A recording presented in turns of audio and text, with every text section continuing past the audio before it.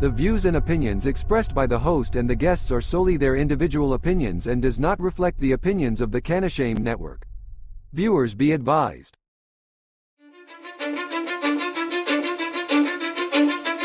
Cause I don't give a fuck what you say. Yeah, I'ma do shit my way. So you can go kick rocks, I'ma stack bricks up, build what I want to make. Yo, I got a lot of shit to say, so I'ma do this every day. I'll be writing things until I'm fucking buried in my grave. 6 feet deep under, but my body won't decay. Cause my messages are timeless, so they'll put them on.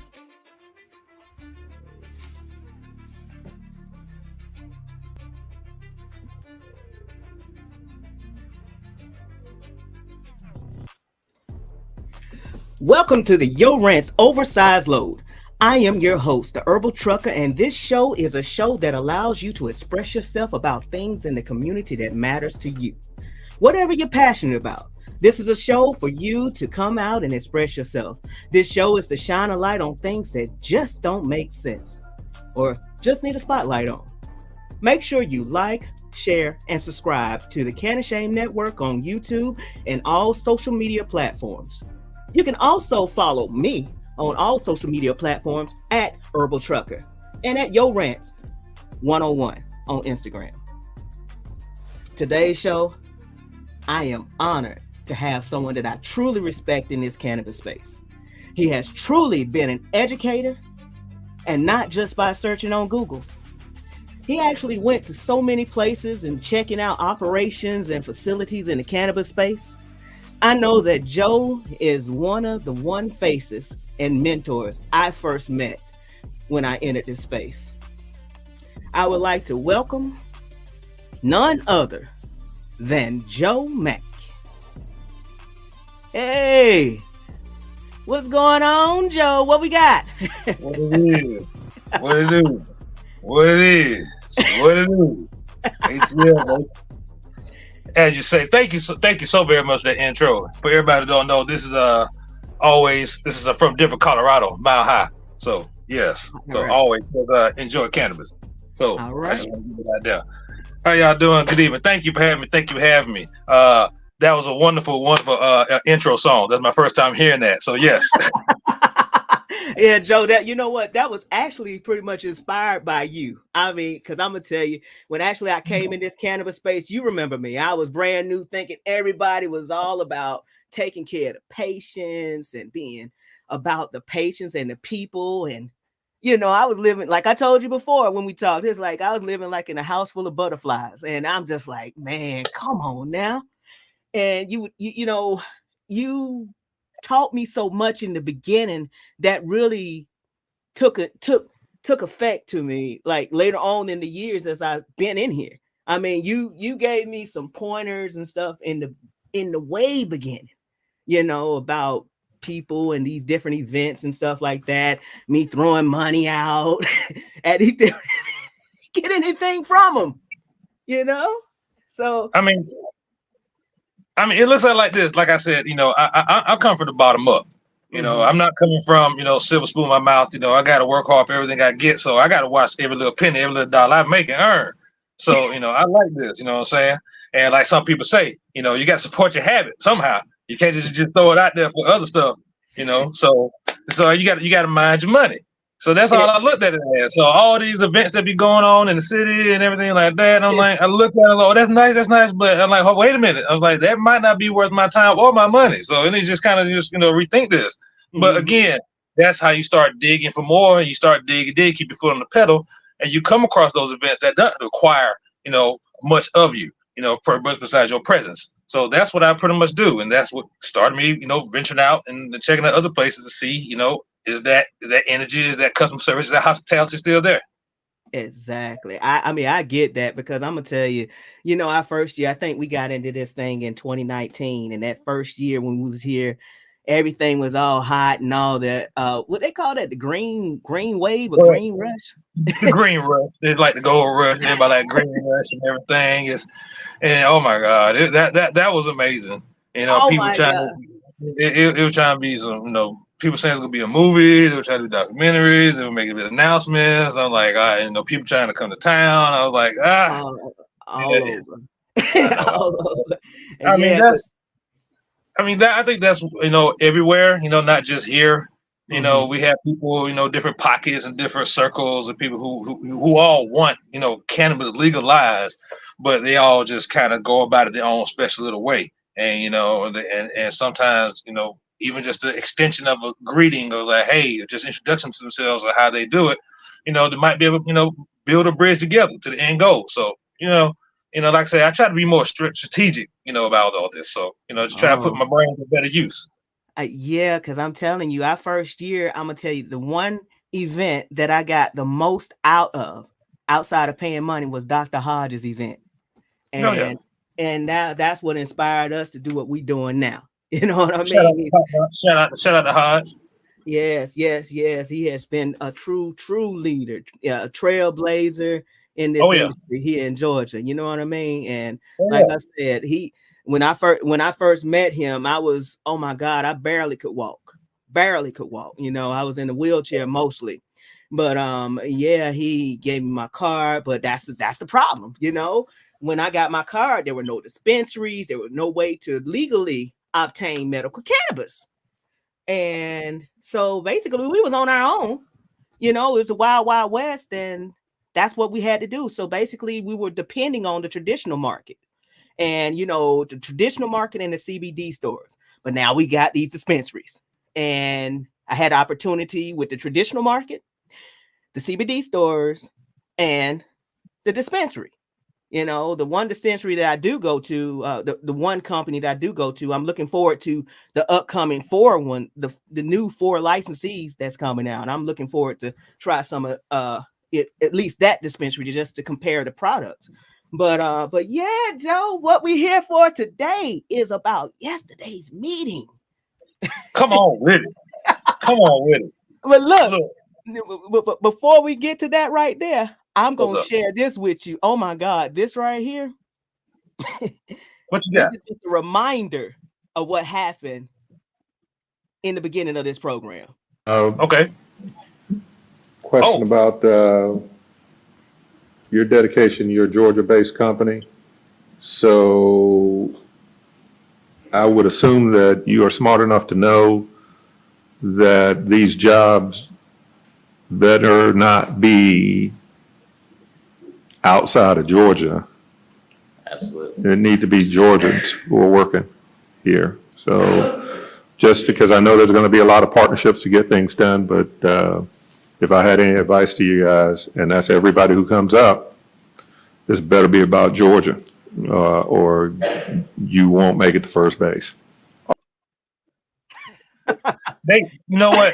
Let me tell you a little secret now. If everybody listening, Georgia loves comparing their politics to sports. Okay, from it's either football or baseball, and that's right there, a perfect example of that. Even that other past medical meetings they were having at the Capitol and everything, I would make it to back then. There was like, hey, we got to kind of inching forward to the goal line. Trying to start for the 50-yard line, trying to get to the goal as far as like how they approach these bills and stuff like that. So, if you can kind of get that, you might be able to dig a little deeper, get some trade on them. So yeah. I'm saying it from the beginning. Like, man, like I said, I've been all about Georgia from the very start. That's how when all this stuff was going on, the California West Coast, they start making news. Oh, California legal, Oregon legal, West Coast, Washington legal. I was like, wait a minute, that's what sparked me to start digging. Like, hey, what's wrong? What's wrong with Georgia? How come we can't get some of this too? What I'm saying? We know we got an underground. So I mean, but so how can we, how can we, soup it up? Basically, so that's what kind of got me going and trying to figure stuff out. And now, like you said, they want Georgia's, specific, they want to focus on Georgia's, but as you see, like we see now, they did quite a bit of difference. You know what I mean? Just from the beginning. Hey, it is what it is. And I know I saw a comment on LinkedIn about a post on LinkedIn that you had commented on about basically just starting over. How do you actually feel like about the program as far as just like, look, should we just start over? Just, or I'm for decriminalization, but if they should just start this whole program over, You know what? I ain't gonna say start over, I'll just say revamp it. Okay. You know, so I mean, we already got stuff in place. We already got people, you know, on it. You know, we already got documents. We already got records on them. So we already have, you know, our locations of a Department of Health and things of that nature. So, you know, the parts are already there. You know, if anything, I'll say probably like, you know, possibly start over, maybe just a reshuffle. So, but yeah, it definitely needs to be better. I got another advocate. Shout out to Mary. You know, she was saying like, hey, you know, we need to go ahead and get like other states and mail these people out their cars.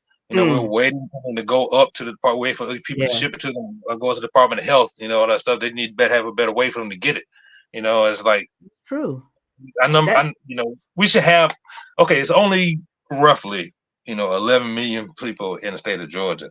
You know, and to have only 28,000 people, you know, that's only like the city of Griffin or Pooler, you know, you know what I'm saying? Yeah. We can actually control that number, but for some reason, I don't know, the approach is kind of scattered. I agree with the pharmacy part. It is kind of cutting. It does add a safer access element, you know. However, you know, again, that's where we are right now. You know, it's saying that, oh, you know, the DEA jumped in trying to say, hey, y'all can't be selling this stuff because your store is not registered to do so. And if it is, you know, if you are, you know, definitely can't do it. I'm like, oh my God, really? Like I said, at first when I saw that and all the news came out, like, really? I'm like, now y'all want to say something now. I'm like, I was telling another colleague, they've been having meetings for like 3 months, almost like every week with the Georgia Board of Pharmacy. Perfect time for somebody to jump up and say, hey, this might be illegal from the federal standpoint. Yeah. All right, yeah, boom. What we need to do to kind of fix it? Bam. That's all. It sounds like a, you know, when somebody, you know, on a card player, somebody who plays a spade when they weren't supposed to. You know, they're like, hey, why you cutting? Oh yeah. I know what you're talking about. I feel you. I mean, just looking at the whole aspect right there, that's just. I'm actually thinking that it might be like maybe the pharmaceutical companies, like, hey, hold up, because that's setting a precedence for the rest of the states, in which once people have an opportunity to see the cannabis inside of pharmacies, then that's going to cut in on their pharmaceuticals. So like I say, I just don't understand why it just can't be decriminalized. But yes, I do understand, because it's dealing with finances, the prison system, keeping these prison system and the state facilities going, with these non-violent offenders who are out there being trustees, and they are able to have workers without having to pay them with the slave wages. Who is a whole lot, you know, because you think about, you have people incarcerated right now in the state prisons that are on details now working for free for the state. And 9 times out of 10, they might be because of the nonviolent crimes or convictions that they had, and they're out there working. So it's going to cut in on the state and the functionality, and, you know, without them having to pay staff. And so, yeah, they have slave labor. So I mean, well, I get it. You know, it's easy pickings, low hanging fruit. You know, to kind of pick up people for smoking weed. You know, so you know, it's an easy way to kind of pad the pockets. You know what I'm saying, and fill in the books and fill in those gaps in the legend. You know what I'm saying, out of all your other, you know, miscellaneous, you know, violations that whoever had them between your speed and DUIs, batteries, assaults, theft, robberies, whatever stuff you may, you know, y'all see what's going on. But definitely, you know, it's like, oh, weed smoking, I got you. But unfortunately, they got other stuff, you know, that again, that may be non-violent, but it's a cycle. It's a cycle. Now, again, another end though. So that's why. Well, we can go into the other topic though, if you want to from here. Okay, gotcha. Thank you. You know, how much time we got while we hitting that? So look, we got whatever time you got tonight, Joe. Because like I say, hey, I'm in for the night. It's up to you, Joe. Because I can always just cut, splice, and all this other stuff. Because I'm pretty sure this is gonna be a deep topic. Okay. Because like I said.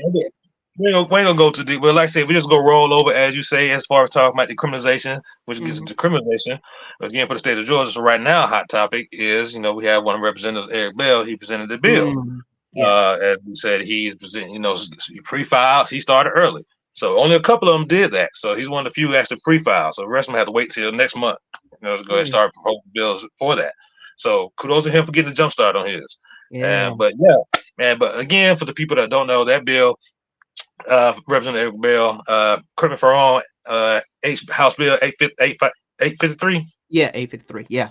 Mm-hmm. Okay, yeah. So that one, that one is targeting students who try to seek financial aid in higher ed and colleges, things like that. So basically, if you are a person, it doesn't have to be just a high school freshman or graduate, anything like that, but it could be any age. If you're trying to go into a school, trying to advance your education, advance your learning at a college, but you happen to have a felony, the bill that Representative Bell is presenting is to do away with that. So those people can seek, there's like there's a statute that says people who are felony, they can't receive any kind of financial aid. Now, that's not saying that they can't go to school. They just have to pay for it out of pocket or any other means.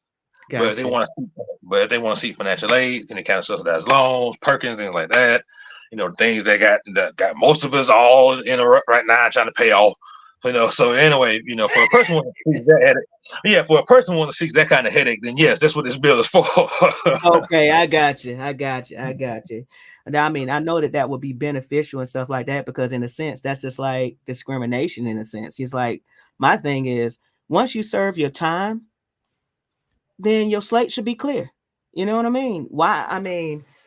Why does this have to be something like the scarlet letter that you wear for the rest of your life? You know what I mean? I understand about this expungement and stuff like that, but some things are more difficult to do, especially if you don't have the finances to do it, or the means or know-how.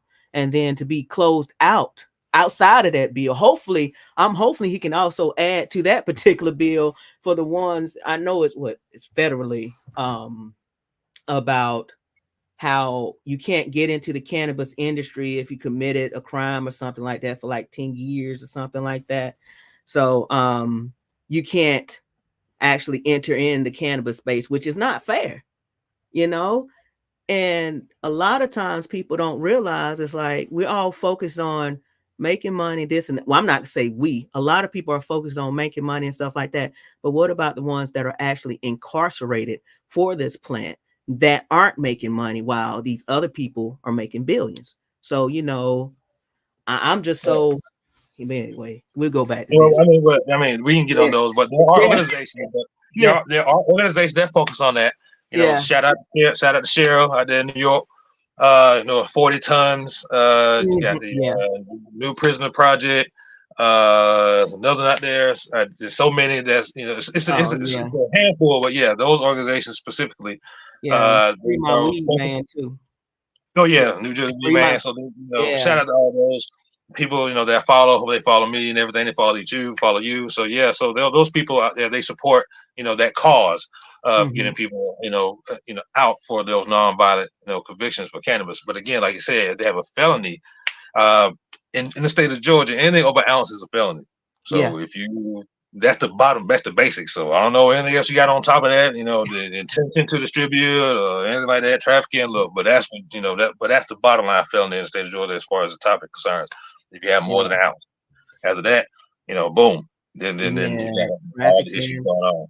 So that's the truth. For all the people out there in the state of Georgia, again, even though it says decriminalized, keep it under ounce.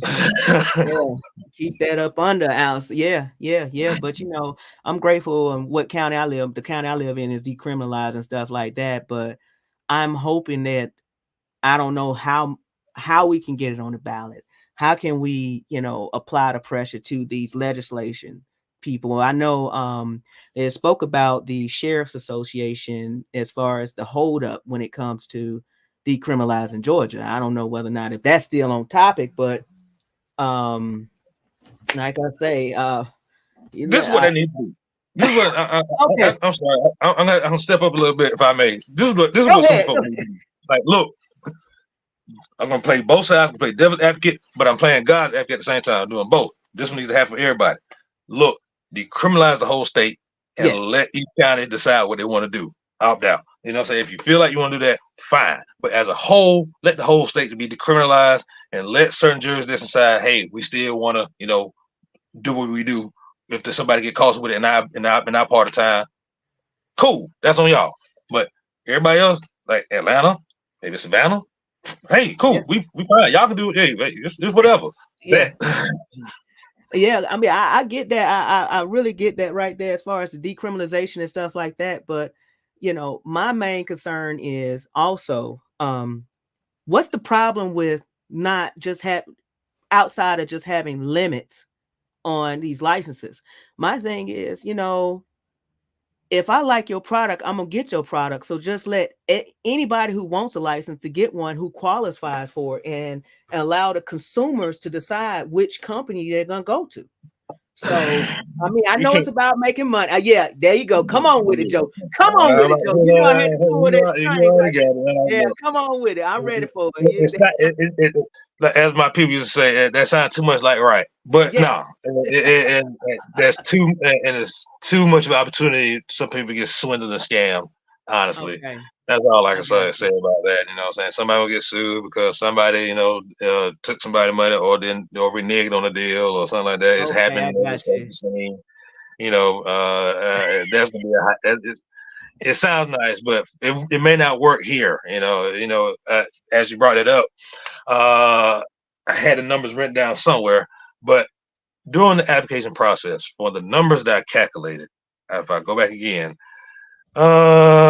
they got at least about, I want to say about $6 million worth just in application fees. Mm. Wow. At the And amounts they're charging for, you that's, know, you know, it's 25,000, and we had over 70 people apply. exactly. I Exactly. can't math right now, but if I pull up like I said, I had it written down before, but yeah, that's Wait, hold up. You said 70 something thousand. 70. I mean, I'm sorry, 70 people 71. applied. If Uh-huh. the license was like 20 license, like the initial license was like 50,000. Okay, the top 10 license Ooh. like $50,000, right? Something like that. Yeah. So So yeah, if I did 71 licenses times 25,000 right now, that's yeah, $1,775. So yeah. not just that, what about all of the fees that many of us patients, because you know I got my card in 2019 and we had been paying fees for a card with no dispensaries. We just got our dispensaries this year. I So know, right? Sitting on it. and it's like basically we're paying these $25. Not just that, we having to, some doctors required us to come back every 3 to 6 months as a follow-up so that they can go ahead and keep us active as a patient. At least that's what was told. On the paper. Just keep you good on paper. Yeah, But so with you ain't getting what you need though. You're not getting what you need. And like I say, and, that's the other side of the pharmacy. I'm not a medical professional. To throw it out there for everybody else, I'm not a medical professional. I'm not an mhm, attorney or lawyer. I have a master's degree, and I've been some places, as you can see, here and there and everywhere, and I record and I document everything I find.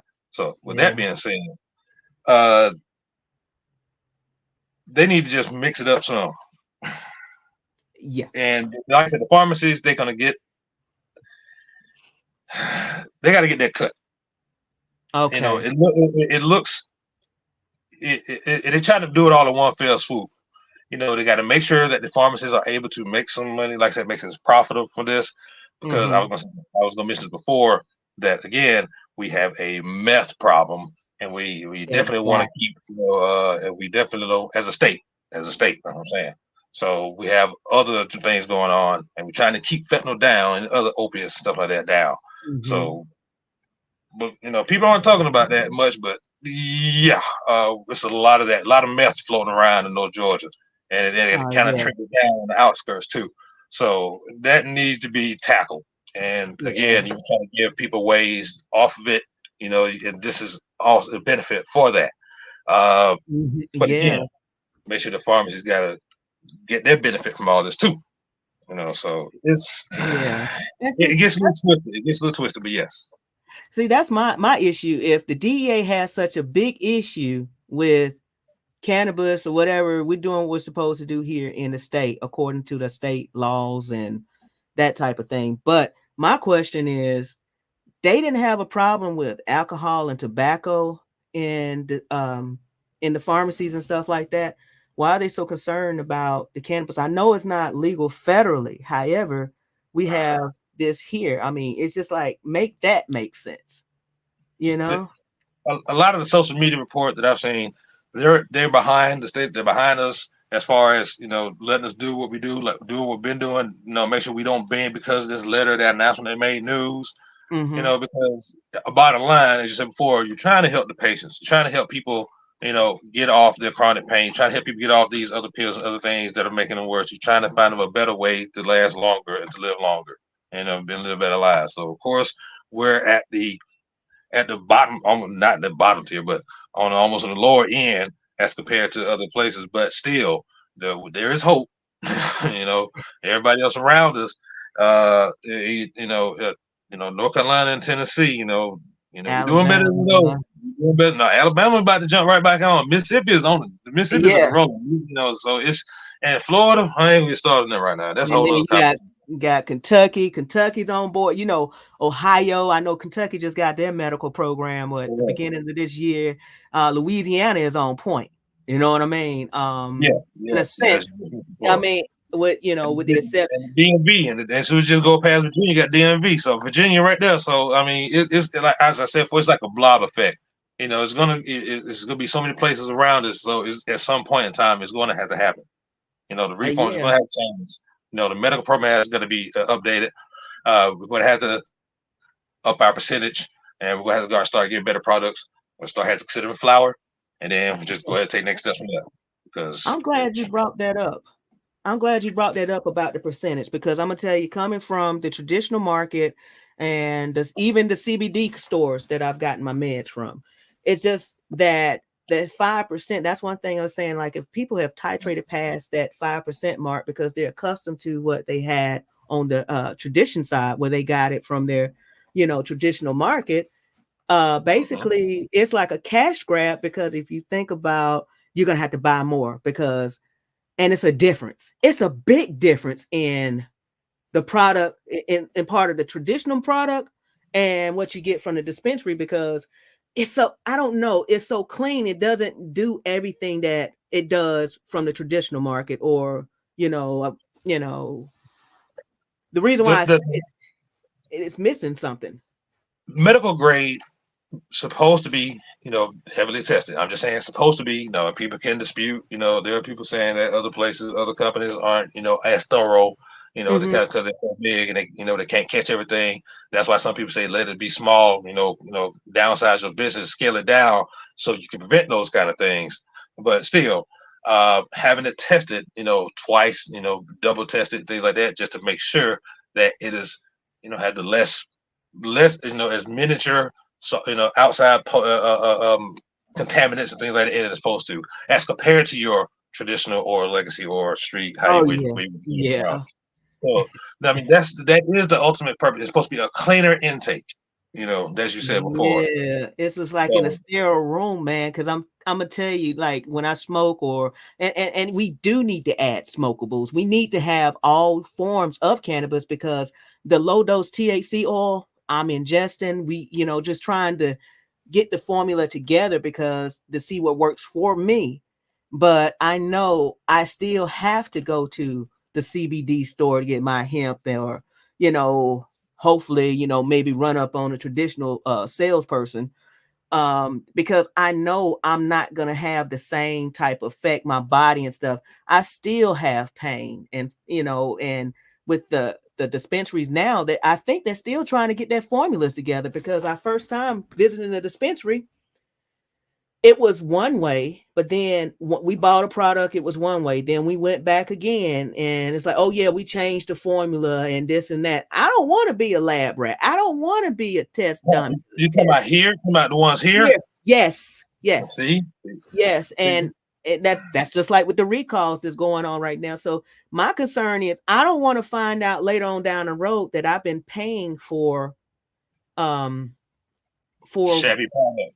Yeah, and then later on it's better, because I'm gonna tell you, my first experience with this cream that I purchased from this botanical science, that's the only one that I will go to. You know what I mean? At this moment, up until the other 4 dispensaries open, the other 4 companies open. I didn't know Truly. No Truly. No. I just choose not to go there. You know what I mean? That's just my choice. You know what I mean? And there you have it. And there you have it. Yeah, and that's what I said. That's an American response, ladies and gentlemen. Because I chose and plus they're doctor based. You know, they're owned by doctors and stuff. And I'm like, okay, yeah, I think I'm gonna trust a doctor, even though they were. I know when I was down at the Capitol, they weren't for the hemp derived THC because you know they were trying to take it away from us last year. I think it was HB 452, that type of thing, which is terrible. You know, let people choose. You know, it ain't kill nobody. And but like I said, but again, cutting in other people's bottom line. You know, so exactly. I'm like, to be honest, as far as I do prefer, depending on going to the dispensary here, I'll go visit. I might as well just go ahead and visit my local CBD store. Or I go visit. I'm gonna be honest, because like I say, or you know, I know even Dr. Hodge, he has his products there, his CBD store. You know, right. Go shout him out. Just Saha CBD, they have CBD. It's quite a few companies that we can go ahead and support. You know, like the smaller companies. I know. Yeah. let me just piggyback off of that, as you're saying, because in response, like you said, our percentages, our potency of our medical program is almost equivalent, if not slightly lesser than what's currently out there allowed on the shelves as far as your CBD and your, if I may go down that list, your, they say Delta 8 is kind of questionable, but your Delta 10s, your hemp derived, your THCA, and you know they're trying to regulate THCO, and again it's so much that's they spliced it down, you know, so much that I honestly believe you have to test it yourself just to make sure you're getting what you want, you know. So you know, and for all people, I'm advocate of home grow, like other stuff are. Yes. You know, that way. This is my outlook as far as for state of Georgia. Hopefully people take the same method, but as far as what I've seen in other states goes, if state of Georgia, you know, let's do home grow, it will put more control in the people's hands as far as what they're getting. You have the seeds qualified, tested, verified, tagged, and all that. You know, you have a nursery and all that good stuff, but then let the customers come in and choose how, you know, which one they want and how they want to take care, how they want to cultivate themselves. And then it's on them. Yeah, it's on them. And then, you know, but if they want to pay attention and when they want to do it right, they will take the time and they will take the effort and they will take the money and energy to go to these other stores. They will go to these other lighting places. They will go to the other fertilizer stores. They will go to other pikes and nurseries, other soil fertilizers and boosters and grow places. They will use all these other ancillary services to support their personal growth with home growth. Yeah, and you know what? You mentioned that right there, going to getting those like he's mentioned Pike, maybe for instance, like Home Depot and some of these other companies or smaller Ace Hardware, where whoever sells stuff for growing actually would have classes of how to cultivate plants. You know how they have that DIY at Home Depot, how to do floors. Maybe if some of these companies around here say, hey, this is how you might grow an herb, maybe they can have like some hemp stuff there. But you know, I mean, still, I mean, just like you said, even that. Yeah, so I mean, we have that's me, you know, that's what I'm an advocate for, you know, but nobody sees that right now, you know, at where I'm at. So, but that's just me because I've seen it, you know, and I've witnessed it. So, I mean, it's for the state of Georgia, the expectation is high. So that's all.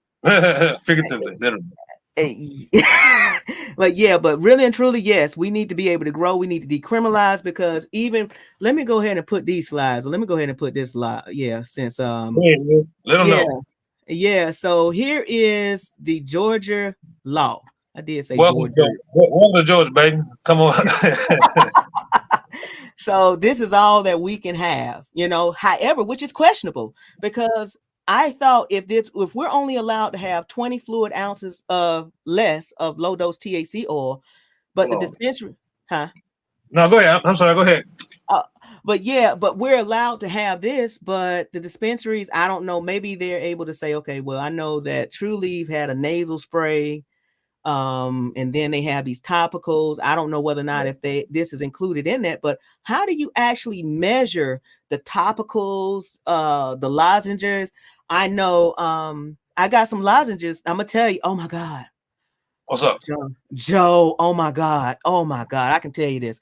I made a mistake the other night when we was at Cash Color Cannabis. I ain't gonna say a mistake. I ain't gonna say a mistake. Shout out to Mecca. But yeah, the Cash Color Christmas party. Oh my God. I said, well, I didn't have an I took my meds on my way there. I was like, okay. I had 2 different lozenges because I know I had a 1 to 10 and then a 1 to 1 lozenge, 300 milligrams, and then the other one was like it might have been 600 or 12. Anyway, I mixed in. So basically, it hit me all at one time to where I'm just sitting there, but it wasn't the same type of feeling that I get from my traditional meds. You see what I'm saying? It was kind of like it's like in a lab, like, like a hospital serene type. Like you said, it was so pure, but it's like, it wasn't, I don't know, it was missing something. And I know it had to be I know they got to be missing some of the cannabinoids that they're putting in this med. But anyway, yeah, let's go back. I mean, there you go. All right, there you go.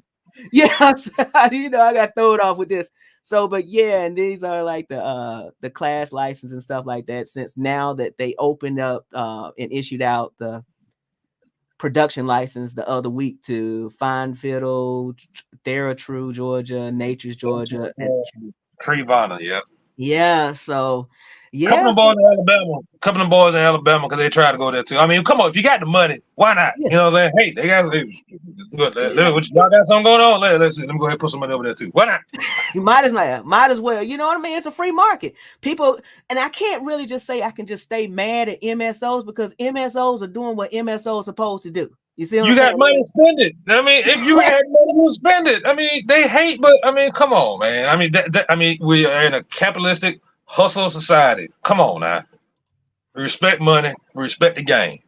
Yeah, and see, this is the reason why I was so upset with them trying to cut out the hemp-derived THCs last year, because we only have a few conditions that are covered that qualify you here for the medical cannabis program. Why you still have people who don't even go to the doctors. That part. Not everybody has. Yeah, I mean, I can't really say insurance, because none of this stuff is covered by insured and stuff like that. Nope. A lot of these products, I mean, you do have some doctors out there that do accept healthcare insurance for the exam. However, when you get your meds, I know we went to the dispensary for that BOGO sale the other month for Green Wednesday. Botanical. Yeah, botanical. Oh yeah. We went ahead and racked up. Well, we got the meds that we needed. We got the meds that we needed, but the thing about it is, that's the meds we need for a month, and it would have been $900 and something for the God. You see what I'm saying? I seen them prices. I'm like, good God Almighty, that is almost highway robbery, dude. I'm like, oh my God. I'm like, my God, as a patient, oh my God, they are really just, that is insane. That is insane, yo. And it's not covered by insurance. And see, that's why I'm telling you, like, that was our focus with our nonprofit in the beginning, because we was focusing, in the beginning, we didn't know what we supposed to be doing at the time. We thought, because we was a wild west, and we were just trying to help as many patients as we could. Y'all flying on the radar. Y'all floating on, you cruising on the radar, man. That's all y'all doing. Y'all just. Oh, but like I said, other than that, because it's like, if it wasn't for I know it was the right reverend, rest in peace. I know that right reverend. Yeah. Yeah, he assisted us quite a bit, but I know that other than that, when we got our 501 status, they told us what we could and could not do, and we've been abiding by those rules ever since. But I know. We had to because it was too important for what we're doing, and because I know hopefully when these laws change, that we will be able to provide the type of services that we wanted to initially start in the beginning by providing free cannabis oil or cannabis to patients, or affordable patients at a discounted rate. That was our goal, to make sure that patients was able to obtain their meds, and nobody's thinking about that. Nobody's thinking about, you think about the people, say for instance, some of our advocates that are locked up right now, who would rather choose to use cannabis over the pharmaceuticals. What about the ones that are in prison right now? The ones that are incarcerated and don't have their meds. I'm looking forward to see. I'm pretty sure they won't be able to do a class action suit because it's not legal federally. So, but I know that's still going to be a loophole. I mean, I'm not a lawyer, but I'm just saying. So Yeah. Like I said, we have that. It's a multifaceted deal. You got a whole bunch of things, moving parts, but it all works together. And I was going to demonstrate too. Shout out again to Lance CBD, Lance at East Point, Robeson here. Okay. This is yeah. So if people when you said before 20 fluid ounces, I don't know if y'all can see that. This is 16.9, but this is pretty much the size, roughly the size that person would get, for their oil. It's supposed to last them for a month. So yeah. But can you imagine this right here?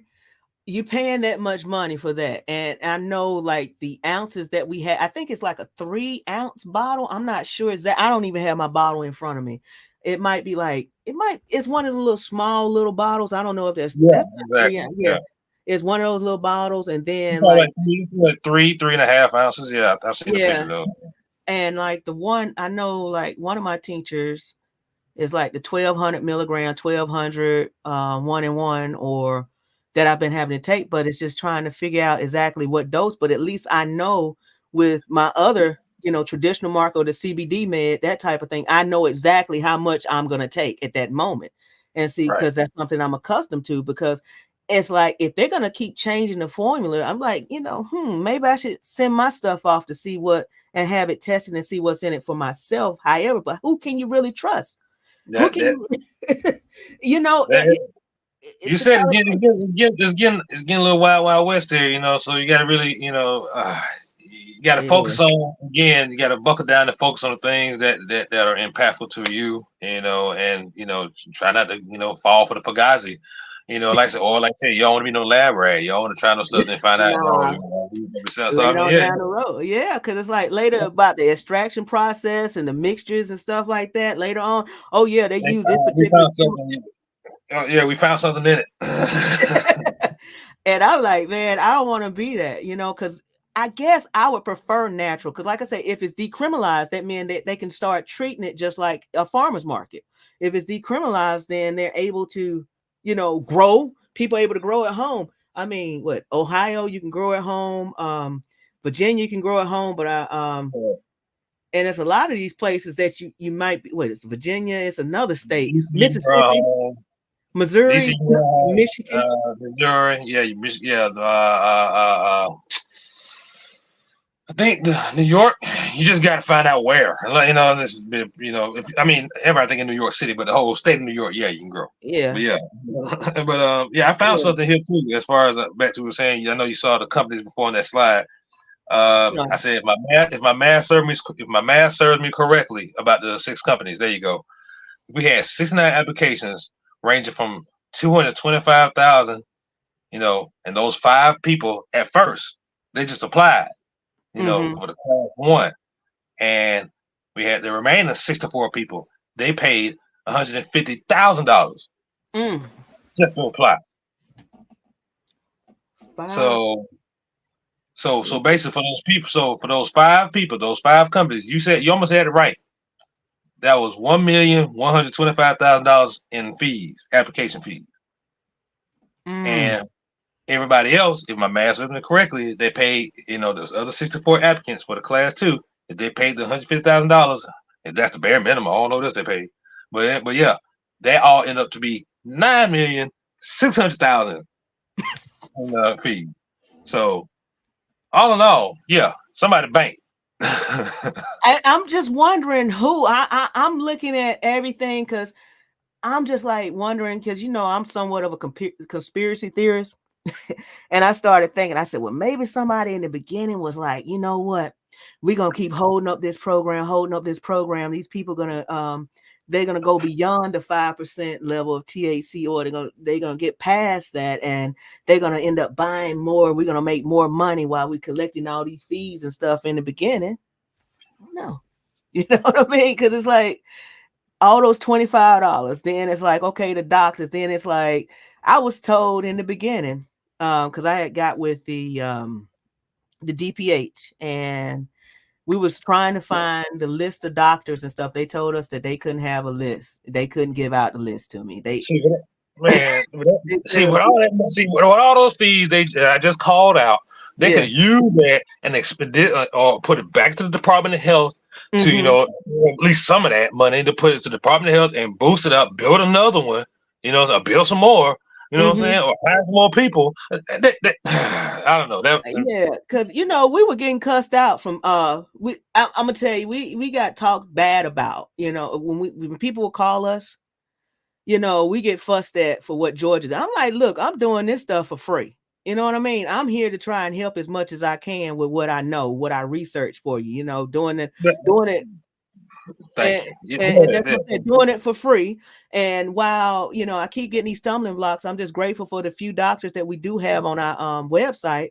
But it's just a fact, which makes you wonder too, was they all in it together? Because you see a lot of these online companies and stuff like that popping up, to where are they going to close out the doctors' offices and stuff like that, or going to force the doctors to go ahead and be a part of these connections with these online type companies like MJ, I don't know, whatever one. Miracle Health, Miracle Leaf, MJ Doctor, MJ Doc. Yeah, those people operate out of Florida, like the telehealth doctors. You know, so I mean, they're just expansion. Like I said, it's expansion for them. So, and you know, so it's if you got it. Like I said, my thing is, just don't close out the local farmers, because I'm gonna tell you, and you know what I thought about too? The MSO, as far as like these larger pharmacies like CVS and Walgreens and stuff, maybe they was like, nah, we're not gonna go ahead and push the customers to the smaller local pharmacies and stuff like that. Maybe that's another one who say, hey, tag the DEA, say, hey, this is what's going on. Even though it was on Jimmy Kimmel and a lot of other nationwide, we made the nation headlight. And so, like, I mean, in a recent, like I said, that's within 30 days. So, I mean, we made headlines twice in 30 days about our mental cannabis program. You know, amongst other things going on in the city and things like that. But you know, we're not trying to compete with who can do the most damage. Now, we're not trying to be the most viral. I don't know everybody saying like, no, we don't. It may sound all cool and crazy and nice, but no, we don't need to have a GTA Atlanta. Yeah, I mean, I get you. Hold on, I'm finna I was gonna put this as a meeting from yesterday. Hold on, let me blow this up. Hold on, here we go. Oh yeah, I mean, this is the longest meeting they ever had. All other meetings were like 15, 20 minutes or less. This was almost an hour. And just to talk about the fact that I know that they were getting antsy and stuff at the end, but I'm gonna tell y'all, I'm getting antsy with the board anyway, because you can't contact them. They got it. They don't answer the emails. They don't answer their phone. It's an automatic phone. But no respond to anything. No response. No nothing. And it's like, look, you asking valid questions. You're trying to find out. So that's another reason why it shout out as far as the Georgia Cannabis Commission, whatever. Y'all need to get better as far as having someone to answer the questions for the patients, because look, it's too much. Y'all know everything about this program, so y'all need to have some type of helpline for these patients or something to let them know something, you know. Something, y'all.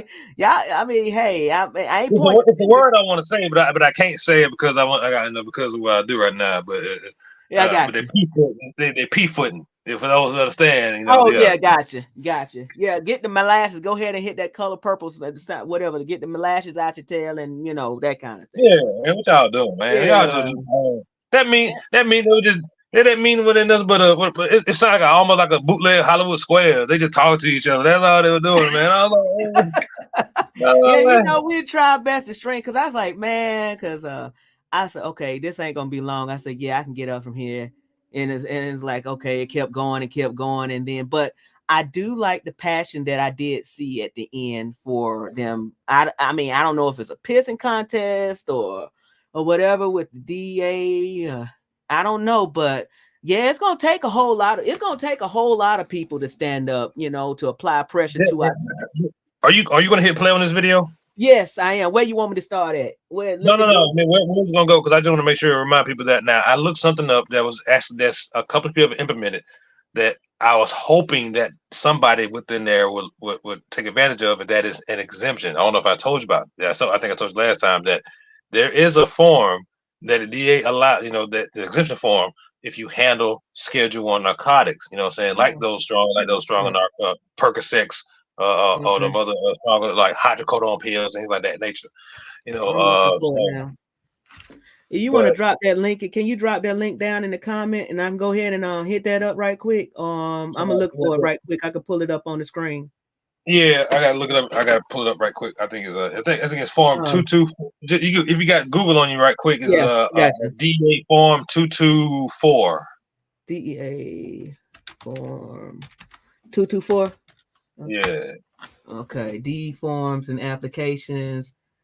DE form. Hold on. Okay, here we go. I'll go ahead and pull this one up. Oh, come on now. I know you about to say I got my laptop. Oh, actually, you know what? I'm glad they did. It's a download. Hold on, I can pull that up because it's hold on, I'm pulling it up now.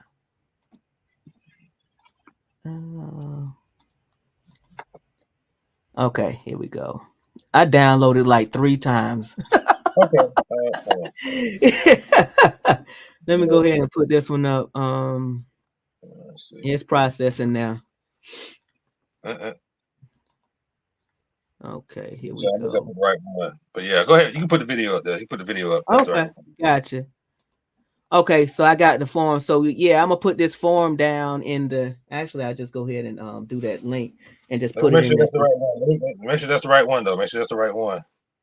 The DEA 220. Yeah, DEA 224. Yeah, it's supposed to be exemption for Schedule 1 or 2 narcotics. So just make sure. Hold on. Yeah. Okay. All right. This is it. The division. Hold on. Let's see. I'm gonna put this link over here. I don't know if you're able to click the link to the comments. I'm gonna put it in the comments over here and see whether or not if you're able to see that. Just put it in there. 6. Yeah, definitely. Okay, there is a 4226. I mean, I've been off my numbers. I gotta make sure my notes are right. Yeah. So, but yeah, this is retail, pharmacy, hospital, clinical practitioners. Let's see. This is for, you said it's 226?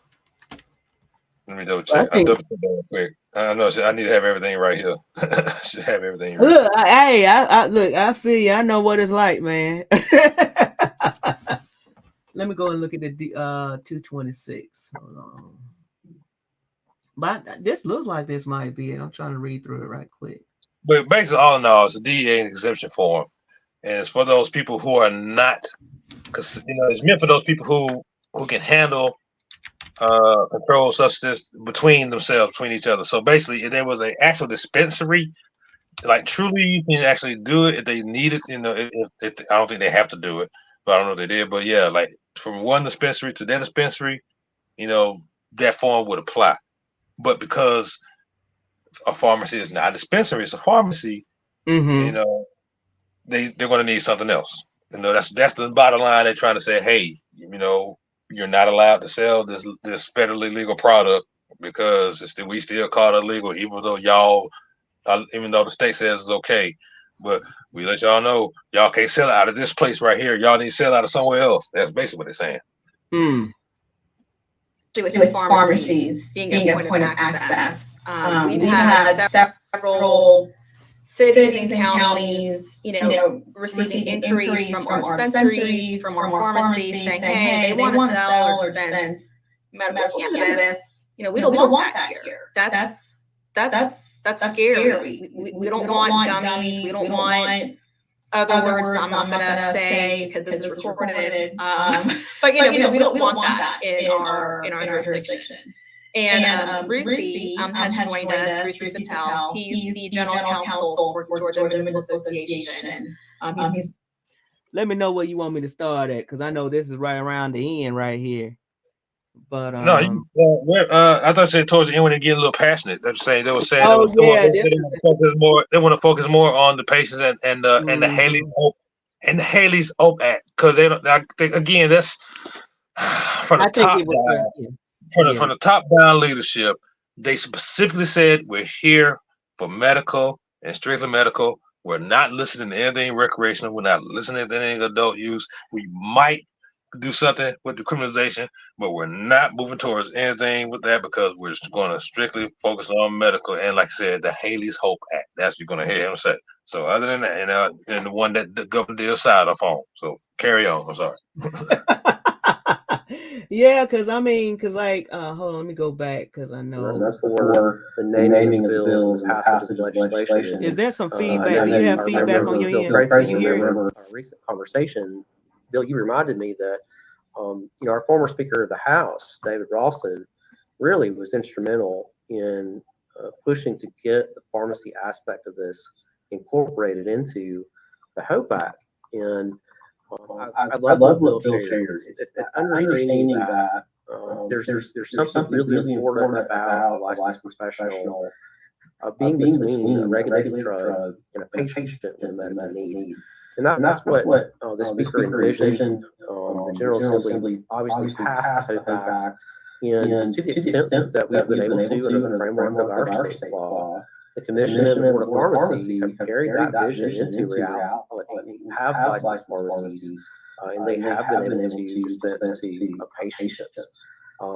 As a matter of fact, Georgia has a national model for providing access to safe and laboratory-tested medicine through these independent pharmacies, where patients can discuss their healthcare needs with medical professionals that they already know and that they trust. Just want to reiterate, Mr. Chairman, our work here, as you all know, members, is focused on patient access. We won't stop working for patient access. That is our goal and our focus every single day. Okay. Okay, so yeah, hopefully they will have some access for patients to speak to someone, a live operator. Somebody speak to a live operator here to answer questions and stuff like that.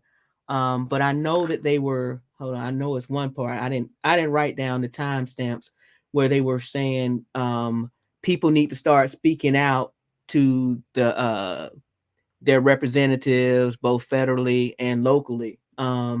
Which, yeah, you definitely need to find out people's views on cannabis, because I've had opportunity to talk to some different county officials and stuff like that, and in some counties that aren't that are still criminalized, and some of them are open to it, and it's just a matter of allowing them to actually be a part and to speak out about decriminalizing. So hopefully Representative Eric Bell will be able to reach some more people about, just the idea of decriminalizing, outside of just for the education, but just overall in the state. But yeah, I was trying to find that part, but we don't have to go to that part. I'm just hoping that these people that are controlling the narrative here, who's pulling the strings? Why can't we have more? Like, I know that Alexis Harris, Alexis usually speak about harm reduction, and that's the harm reduction type aspect of cannabis. I do believe that a lot of the crime and the abuse of opioids and stuff like that probably would decrease. However, I know cannabis is not good for everything or everybody, because it does have some negative effects on some people with some mental health issues. True. Yeah. We're not trying. That's not. We're not trying to force it. Hopefully, Exactly. that's what I'm saying. Hopefully, people get this misunderstood. misunderstanding or misinterpretation that, advocates, that we do, not trying to force it on people who Exactly. don't want it. So that's it. We're if anything, we try to educate those people who are curious about it and who want to learn more about it. So if you're not a smoker, I'm definitely not going to try to get you to smoke cannabis. If you're not a smoker, if you're sticking to your guns and being rooted about it, I'm not going to peer pressure you to that at this point in time. Yeah, I'm too old to try to peer pressure you. But if it's something else that you might be able to, it's like, hey, what about that gummy? What about that tea? Oh, cool. Hey, I got you. You know what I'm saying? That's cool. There are people out there that say, hey, I don't smoke, but I will consume. Like I say, I'll do an edible. I'll do a drink or something like this, or I'll do something else. But but again, we're not trying to make people. Like I said, it doesn't make people cannabis users if it's not going to work for them. Yeah, and not, you know what? Come to think of it, that's kind of like peanuts. A lot of people have a peanut allergy. You know what I mean? But they're still selling peanuts. They're still selling a lot of things that people are allergic to. You know what I mean? They didn't criminalize bees. They didn't criminalize bees or ants or insects. They can't criminalize. It's a natural occurring plant. Tobacco, nicotine. They had to make the Philip Morris people. I don't know if you go in the gas station. They had to make them put a sign up there saying, "Hey, if you buy these products are may cause a potential hazards to your health." They have to put it up there. Pretty much saying buy it. Exactly, kind of like when you go into these different stores when they say, that C word, you enter at your own risk. You see what I'm saying? Because I ain't want to say that C word because I ain't trying to get the algorithms messed up. But because I guess it's enough with cannabis, but that CVID. That one. That one right there. Yeah, that one right there. So basically, you do things at your own risk, but the thing is, freedom of the people, But I got that link right here that you put right here, the DEA form 222. I'm gonna go ahead and put it in the chat. So I'm putting it in the chat. So this is the form. I looked that up and I was in I was in LinkedIn, like I said, I look at LinkedIn because people who don't know, LinkedIn is a whole nother a land of cannabis people, outside of your Instagram and your Facebook. It's somebody's watching. I didn't know that. Hey. Oh yeah, that's Angela. That's old Books right there. Hey Books, thank you. Hey, what's going on? Hey, what's going on? Hey, that's the name just popped up. Yeah, so I'm saying, but it's just these numbers are all crazy here. Oh man, I was trying to find something else myself, but that's where we are. That's where we are. Yeah. Like I say, Joe, well, we good. You gonna come back. Hopefully you come back and stuff like that. I hope we got a chance to talk about everything. You know what I mean? For today. For today, yeah, because I sure would love to have you back and stuff like that. Because I'm telling you, Joe, you really have been an impact in me in this industry, seriously, because you welcomed us in when we first got here. I was at that Peachtree Normal meeting. I think that's when we met the Cannamedic, and it was Dean and at the time Kelly, rest in peace, Kelly. It's just like, you had such a wealth of knowledge, and you just like I know we had this discussion before when I told you, I said, I was a baby in cannabis at the time. I never really smoked or ingested cannabis until 2017 out of my entire life. And and I was, like I said, I was living in a box full of butterflies, meaning that I was living in with unicorns and and hoping that people would had the same type of heart that I had in this industry and the passion that I had for it. That's before I really got a chance to know. But I wasn't prepared for a lot of stuff that you were schooling me on. Oh my God. How a kid at the time was like, okay, when they didn't want to listen to their parents in the beginning, but then later on when they got older and they got their own kids, it's like, man, I should have listened. And I wasn't ready at the time, but like I say, I appreciate everything that you did and helped out with. and what you continue to do to inform the masses. Because like I say, the first person that I met was Lil Joe. I was like, man, because I was like, hey, where's Lil Joe? Where's Lil Joe? Because, you know, Lil Joe is the one that stood. Oh, he's up there. I see you, Lil Joe. Hey, Lil Joe. Yeah, because I'm like, man, Lil Joe goes everywhere. But it's just the fact that you had a hands-on or a visual of going to these different dispensaries. And I could tell the difference between the dispensary here and the one in Louisiana that I actually did go to. And like I say, it's a whole nother world, and hopefully we can get flower in these dispensaries, because I need the whole plant. I need something besides the oil. I need something besides the 5%. I need something. Yeah, and like you said, open it up to out-of-state people. Yeah, like you made that suggestion about mailing the patients, because Lord knows when they had the virtual appointments for doctors, that was wonderful. I made every appointment. Can you imagine? Like, you know, maybe delivery of the meds and stuff like that. Because if you're sick, you're not. That's another one. Again, that's another one. Thank you. They use that money. Buy some transport vans. Put some security in there. Good gracious.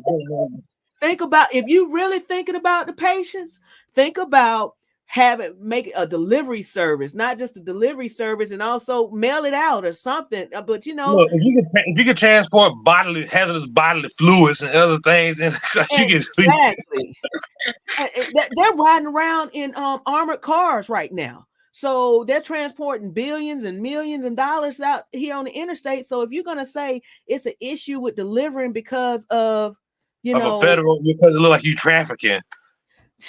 Man, come on now. Think about the patients, because I'm telling you, that's the main reason, and that's another reason why Georgia Medical Cannabis Society, we had started that organization, because I knew when I was real sick in the beginning, but actually being a patient trying to find doctors or find resources to figure out what I'm going to do with this medical cannabis program, or whatever I'm going to do to find a doctor, whether it's to find a doctor, resources, information. That's why we created the Georgia Medical Cannabis Society, to be a one-stop shop so that people could actually get information about the doctor, get information about meds, that type of thing. So, you know, it's just like, Yolanda, let me give you a shout out. Okay, well, again, I thank you for saying all that about me and Lil Joe and things like that. I appreciate that. Grateful, bless you. Now, I'm an educator. I'm a nerd, you know. So I mean, look, I was writing book reports by hand in like 6th grade. You know what I'm saying? Oh yeah. So that's the school I went to. So it's just a lot of stuff I just carried on with me into my into my profession and into my adult life. So. Yeah. I have no problem, you know, showing people the way. You know, I've always been that kind of, you know, guidance, teacher, educator, you know, mentor, tutor. You know, I've always been in that kind of realm. You know, education is my hustle. So I mean, I just carry that with me. And I have no problem, you know, everything that you learn, you know, have no problem sharing with you or your wife or anybody else who's willing to learn, who has a passion about it as you are, you know, because you know there are people who are in this for different means, who got into it for different. Got into it for different reasons, for different causes and whatnot. You know, I have my own personal reason why I'm doing it so hard. You know, I rep SSDP, but again, I do. You know, I have a attachment where I can relate to those students who get kicked out of school for using marijuana. Okay, I relate to that. So I'm going to always be an advocate and strong opponent for all those people who want to educate or be in college, but who just happen to experiment with something new. So I'm always down for that. And that was a learning experience for me. So all that just pulled all that together, you know, and I just, and again, I pay attention to my surroundings. And again, when you saw the Peachtree Normal, shout out to Peachtree Normal, they took me in, they made me the communication director. So I was able to kind of, you know, use my skills to advocate and dig deep more into state issues of Georgia. So yes, that's what kind of, you know, gave me some rank, you know, and you know, and everything else. So I just used it. And again, shout out to the SSDP, rushing out of them, shout out to Jeremy. And Jeremy. I never met Jeremy Sharp. That's the one with the harm reduction that's teaching people about correct. Yes. Yes. He's pushing for naloxone and trying to treat people who avoid overdoses and try to get people treatment. Wow. So yeah, again, the Georgia State has a chapter there, and I'm the advisor for that. So so if anybody out there listening, or still there listening, collegiate there at Georgia State, we're looking for somebody to help run a chapter there. Because these young people, they go up, they do other things. But again, shout out to you. Again, for all that you've done, everything that you learned. I told you about things that I'm trying to do. You try to put us together. You try to coordinate things before. You saw that with the DC. Shout out to the Next Cast Festival. You with the DC. I saw that. So again, you were the first people who put me on the flyer when you're trying to coordinate everything together. You pulled me in. I always remember that now. So again, it's always been, I always give you, I appreciate you, Joe. You the man. It was genuine. You're genuine. You're wholehearted. So I mean, look, anything. Like I said, I'm here to help. I'm here to serve. I'm just here. I'm just a vessel, down here trying to do what I can. You know what I'm saying? So yeah, I appreciate you. I appreciate you so much. Look, you're welcome. You're welcome. Again, I don't know. I don't know how we go wrap this up or whatnot. I got to close out. I just want you to hold up. We got to close out. Don't even worry about it. I try, but I'm still trying to get a little bit better with these tools and stuff like that. Yeah, okay. we getting ready to close out. So, come on now. Oh, so yeah, you hear that now, right? Oh, the music. Yeah. This is how we close out. So we about to go ahead on. What's that? The pop lock right there? Little southern shake on it. But yeah, so all right, so I'm gonna go ahead and close on out. I want to thank everybody for joining us tonight, and for those who are watching the replay, thank y'all too. Do you have anyone you want to shout out right now, Joe? Well, look, it's too many people shouting out right now, but I just want to shout out everybody, all the cannabis advocates out there for the state of Georgia, and all the legislators who are pushing for cannabis reform, all the people, all the groups, and everybody from the big groups down to the person that in the corner. It's so many names, so many to call, but if you know Little Joe, you follow me on Little Joe, Joe Mack 1914 on Instagram, follow me on Joe Mack on Facebook, you follow me on LinkedIn as well. Look, hey, I show love, I put it out there, just follow me, I return the energy. Yeah, I appreciate that, man. But you know what? Be on the lookout for my upcoming episodes with Chelsea Brienne. And then I'm going to close out the year with Malika of Pink Plains. So, but okay. Yeah, Malika. Pink, you see she got that upcoming Hemp Fest 2024? Yeah, I just saw it. Yeah, I saw that. I know we went last year. I met a lot of people there. And a lot of people that I'm still in connection with. All right, now there's Little Joe. Hey, Joe. So, but you know what? If you would like to be a guest on one of our shows, visit www.CannaShame.com and fill out the contact form there, or send us an email at hi@CannaShame.com. If you want to be a guest, and put a be a guest in the subject line. So we're gonna do this thing again. And we about to close it out, so go ahead on, and I'm gonna let you wait in the green room. We're gonna close on out, so I'm gonna go ahead and play the credits, and then we gonna go ahead and go. Go. Yeah, here we go.